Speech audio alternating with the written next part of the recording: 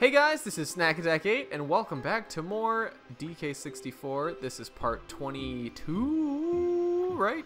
22? 22! We show off Diddy Kong's little idle animation there. Pretty cute. I like that. And now that that's out of the way, we'll start rocking with the last portion of Crystal Caves. You know, I was saying this would maybe be like a 5-video episode, or maybe like a 4. I feel like we're gonna finish this level pretty much in 3. The only thing I'm considering is maybe not fighting the boss in this one, because that might push us for time. But I think we're making pretty good pace through here. I feel like we could definitely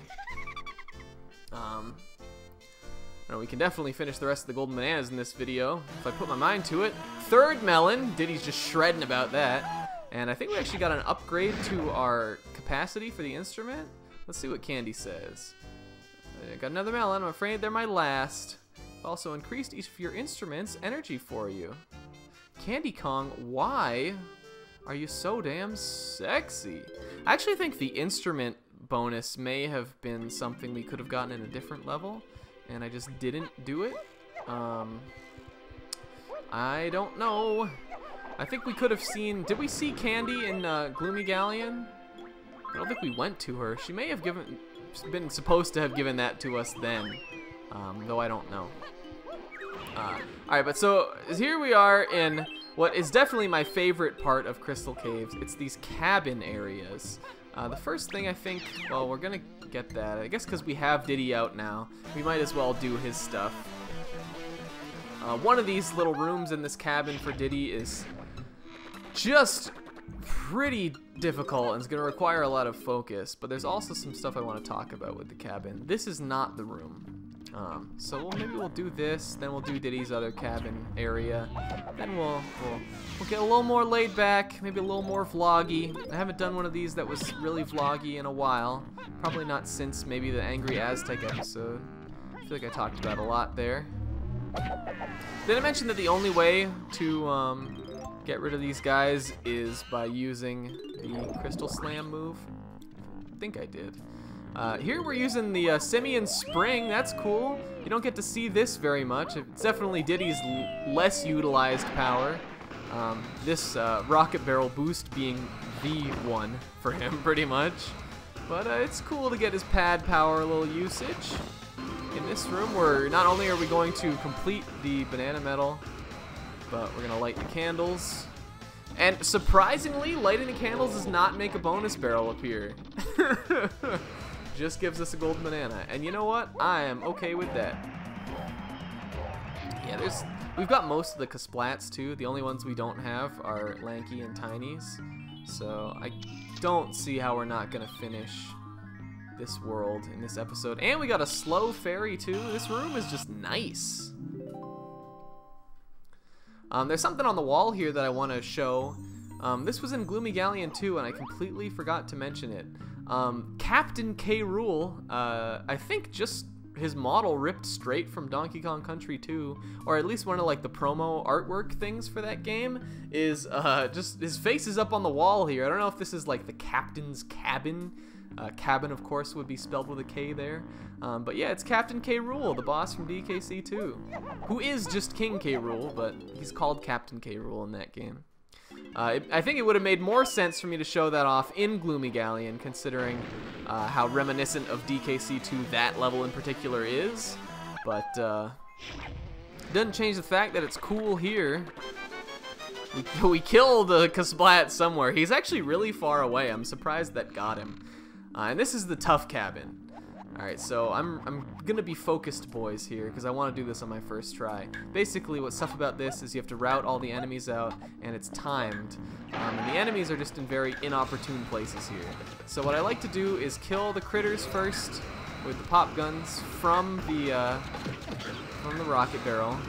If we jump onto this thing, get real close to the edge, and aim, there's some clobbers over here. That's actually the name of this guy. I was trying to mention that in one of the other episodes. Come on. Damn, okay. But I forgot what he was called. But if we jump onto here, they're not gonna run at us. So we can do that. Oh my god, this is cutting it close because these clumps take forever to die. I think we've got it. Die, please. Did that? Oh, yes! Oh, just at 0. Am I gonna even live? Oh, yeah. Oh, Jesus, wow. Okay. If you don't kill all the enemies before 0, what's his name? Crosshair comes and just straight up just ganks you. He just murders you. Like, you die in one hit. And there's not even like a get out. You just get blasted immediately, I think.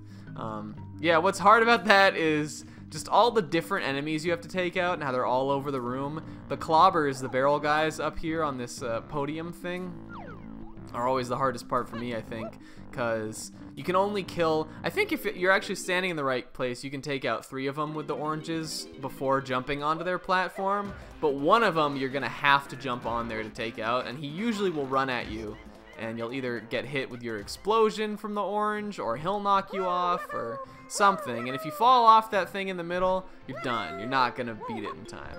But we did pretty good. I think maybe people who just played this game once don't remember how hard that Diddy cabin is, but I think that's far and away one of the most difficult challenges in Crystal Caves. I guess we did pretty good at getting it first try. We almost didn't. Here's 70 for Lanky, which is good because I think he's got a balloon up ahead, just a tad. I think he's got something to do in here too, doesn't he? I think they all do, actually. Let's check. Is this Lanky? No. Diddy's got 2. I guess Lanky doesn't have one. So who will we be now? Come on. Is there another one up here? Let me see. Let's see. No. So we'll, we did both Diddy ones. We'll do the tiny one, I guess. Yeah. Alright. So, I mentioned loving this cabin here. And I don't know why it is that I like it so much. I just think for like a cave, like kind of ice level, crystal level area, it's such an out of place like thing to have. And it's just really interesting to me for that reason. Like, I don't think there's anywhere in real life where like you could find a cabin in an area like this, like inside a cave. If that's real, I want to go to that because it sounds just rad as hell. But there's something about this specific part of this level has always resonated with me ever since I played it as a kid. Because I think I don't think I've only been in a cabin like this, in like one cabin like this, but when I was younger, geez, why am I talking so much about this? When I was younger, I used to, like I've mentioned before, in this project, I used to spend all my summers in Maine, and my grandfather actually rented a cabin for us for a lot of years, up at this lake. And it has this, it just like everything about that, I think just because it was such a unique and interesting place we would go to, and because I was just a kid and in that formative year, like everything about that cabin I always remember really distinctly. Like it had this wicker carpet or this wicker rug that always smelled a certain way. The whole place kind of smelled like wood and also like pine needles, and it was just a really cool experience. I loved going up there. I mean, like I would also get scared every night there just because it was kind of just spooky. It's a cabin. Cabins are spooky. That's why there's so many horror movies about them. But yeah, it's just very, very vivid for me as far as a childhood memory goes. And I just think it's so cool that that's a little thing in this level. It may just seem weird to you guys. It's just like really just like a building. Oh man, tried to be pro, wasn't. May seem weird to some of you guys that I just like these little set pieces, but I just do. I think it rounds out Crystal Caves, and what makes the aesthetic of this level kind of not boring to me is these kind of cabin areas, because they just provide more of like just more variety to what could have really just been like cave level. And because they're so, they've just always, it's just always been something cool to me. I just think it's a cool setting to have in the game. I used to draw comics, and at one point in my mid-teens, I was drawing this comic that was, it was basically just like a Tales of video game, but in a comic form. I wouldn't consider myself a great artist. I can doodle pretty well. Check out the Pokemon drawing challenge on Puddle Plains HD. Actually, the extent of my art is not displayed well there because it was just that was just a slap job thing. But I think I'm okay. I definitely wouldn't say I can't draw. But I'm not great. But I used to draw comics as a way for me to express myself like artistically. And in one particular one I was doing, I don't think I actually got to the part that I don't think I actually got to the part where this was supposed to happen. I was close, but it was like the male and female lead of my comic like wound up like getting split up from the rest of their little group, because again, this is just an RPG like in comic form. So like they had a little party. They like fell off something and they landed in this big geode thing that had like crystals inside it, and they like went in there and there was this whole village, and like I drew the village just like, or like my plans for that were they were gonna look just like this level. Like it was like crystalline on the inside, but they had these cool like cabin things around. And I think it was actually like, as lame as it is, it was actually gonna be like the place that like the male and the female lead were gonna finally like get together. Like they were gonna fall for each other in this like romantic like crystal caves cabin area. I just thought it was, I don't know, the area has had meaning for me. It's in that way. It's influenced me. And I never finished that comic. The story will never be told. I don't think I even had written the ending, but that was gonna be a part of it. It was gonna be cool, gonna be pretty rad. I don't even remember what that comic series I was doing was called. It wasn't like digital art or anything. You can't find it on anything. It was on paper. Just how I used to do everything. I was never a smart kid. I don't think I even knew drawing tablets were a thing, even though they totally were back then. This was probably in like the late 2000s. I don't know. That's the thing. It's a fact about Snumpo. In a way that this game, again, just continued to influence me throughout the years. I'm always like, I think in art, whenever there's a unique setting, I always heavily am drawn to that. And in video games, which is probably my favorite artistic medium, all things considered, in video games I feel like a lot of the time you're very hard-pressed to find unique settings. Man, we're gonna get 100 bananas with DK, aren't we? Yeah, I feel like unique settings can be hard to come by because so much of video games is themed, especially the games I like to play. It'll be like volcano area or water area, that kind of stuff. So when you really get an interesting world to explore, like, you know, like I think this game has, where it's this crystal cave that's also kind of ice-like, but also has this like mountainous kind of vibe to it. Was it Diddy that we hit? I just think that's a really interesting setting, and that kind of stuff always resonates with me. I don't know. What do you think about it? Do you think it's cool like I do, specifically this level, or does it just look kind of boring to you? Because I hear all the time people say that it looks boring to them, and I don't get that. Like I get it, but that's not how it appears to me, because it has a lot of different like design elements that I think are all different enough that they give it variety, but that also don't clash. I don't know. Let me know. Let me know like your favorite environment in like a video game, like your favorite level or like favorite world, like the coolest one you can think of. Oh man, I don't. This one is always the one that wrecks me up. Plinth Panic. What is a plinth? That's your second set of your second homework question of the day. Tell me what a plinth is. I guess I could, of course I could look it up, but like, what is a plinth? Plinth panic, I don't know, man. I was trying to charge my crystal slam there, and I just didn't. I think we've got it into a rhythm now. I sort of have talked over just a couple bananas here, but I think they were all pretty self-explanatory. This one in the crystal, or this one in this cabin room is kind of interesting. Oh, Jesus. Oh, my God. In that, oh, man, I'm going off. Plinth panic. What is a plinth? Oh, there we go. All right, good. This one's kind of interesting in that I think you can actually mess up kind of easily if you're not strategic about what tiles you hit. But I don't know. Maybe it gives you enough time to get through it just fine. We had to match the tiles there, by the way.